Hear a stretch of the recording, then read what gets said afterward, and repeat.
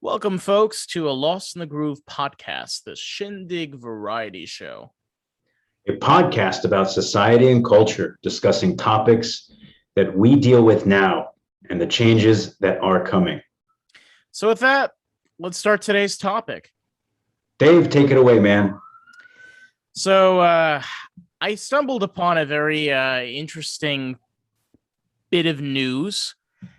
There was this case of, I think the name is Kelly Easter, and she's a part of a program that helps immigrants that are on the border, the kids, to get them into foster care systems. Now, the story wraps around the scenario of where she was looking for different programs, and I don't remember exactly the name of the program for this one. I think it was called Bethany Christian Services. And they refused to work with her because she was LGBTQ. Now, I'm part of the LGBTQ community. And it's surprising sometimes where you have to pull out the card, the gay card. Not because of anything specific. It's just due to pure stupidity, about the fact that homosexuality is a sin. It's not, it's person loving another person, wanting to have an intimate relation. Who gives a fucking shit that it's boy, girl, whatever. But the thing that there's two problems with this scenario.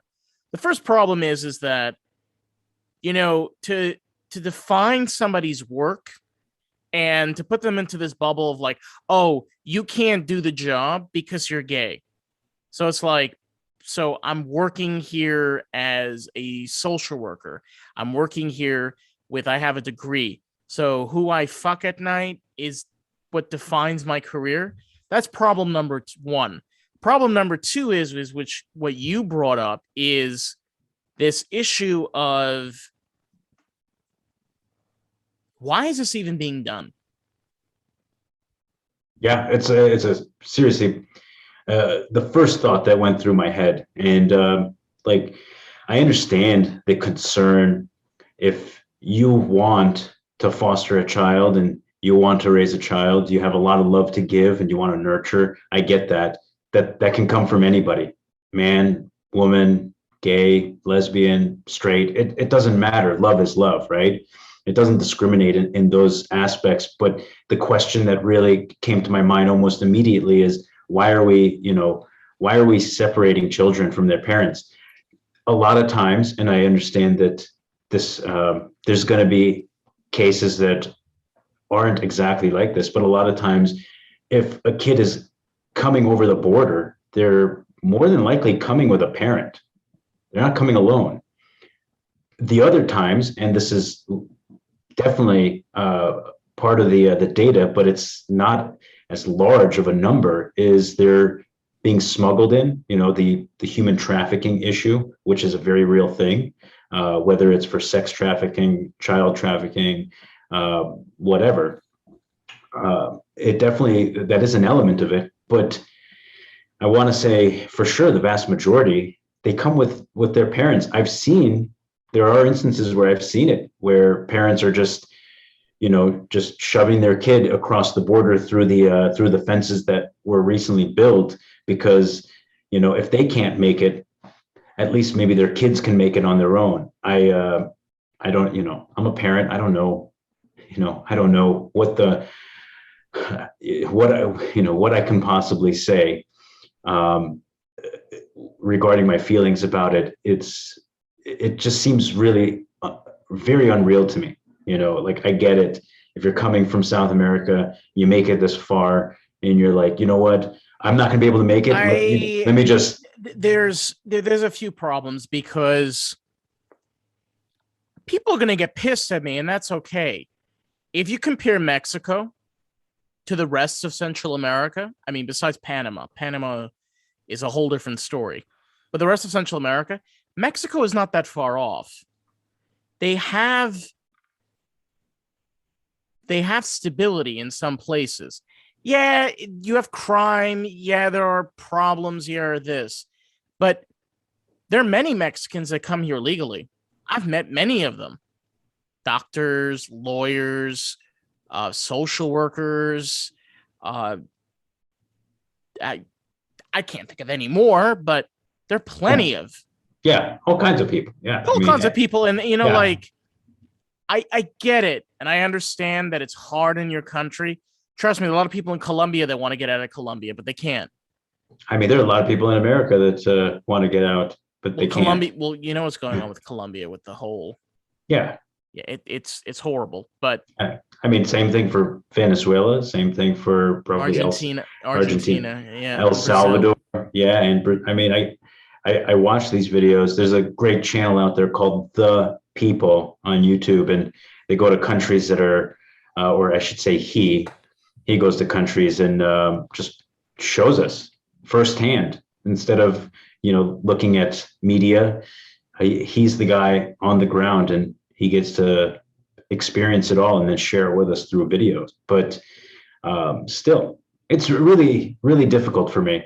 As I read this story, I understand too. I mean, Easter, the lady in this article, she was so upset. She couldn't believe that this was happening to her. She really wanted to participate in this program. That was the other question. I'm like, why is such a program even exist? I'm sure there's enough American children that need foster parents, but the difficult nature of what's going on at the border must be so severe. I think I heard a report recently that just customs agents are overwhelmed. The morale is very, very low for them. They don't have the resources to deal with the millions of people that are trying to cross over right now. But children it's a very difficult subject. I can't understand why, whether it's the last administration or this one, why would you be separating children from their parents for whatever political reason or whatever, I want to say whatever logistical reason they may have through the system, so that they can validate, like, okay, who are you and why are you here? What's the asylum reasons? And then reunite them with their kids. I mean, it's not a good thing for kids. But I suppose if you're the government, you're probably thinking too, like, fuck, well, you had your kid go through this long ass journey through South America to Mexico and all the way up to the border. They're already traumatized. So what we have to do is what we have to do, whatever their fucking reasoning is. But yeah, I mean, what are your thoughts, Dave? I mean, to just sum it all off and to kind of leave off with this is, we have a very broken system, and it's the fact that we still, as a country, have this mentality of there's only 165 million people. That's just unfortunately on how everything's constructed. We're still in this mindset that it's still 1965.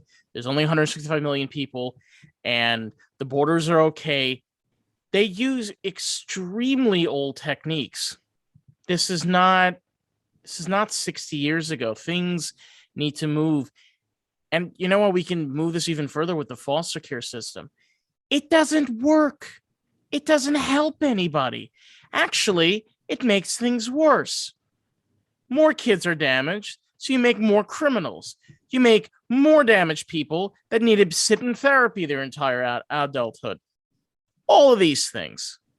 And the only thing that we can do is raise awareness. Of course, we don't want any LGBTQ crimes to be committed in regards to any systems, but we want to make sure that the system works for us more than anything else. I mean, it's it's important to note, like you're saying, how many people get affected through this foster care system. I have seen many cases where people try to get as many children as possible through the programs that are available, because they get money from the state or from the federal government. So each child might be $500 or whatever. They try to load up on 5, but they don't take care of them. The money is supposed to be used to take care of them. They use it to not have to work or whatever the reasons. I've seen cases like that too, and it's really disturbing because it adds to what you're saying, is that these kids end up really damaged because they're not being taken care of. They're not nurtured. They're not loved. They're just used as a means to collect a paycheck from the government. Have you heard that? Have you heard that before? Yeah. Yeah. It's fucking awful. Yeah, it is. All right. We have reached the end of the broadcasting time limit. So with that, thank you guys so much for watching. So please make sure to like and subscribe, as this helps feed the algorithm and helps grow our channel and the Lost in the Groove fam, which is you. So I can't wait to see you guys again. I know Dave and I really enjoy this every single week that we do it. Hell yeah, man. We'll catch you guys on the next one. Peace. Peace.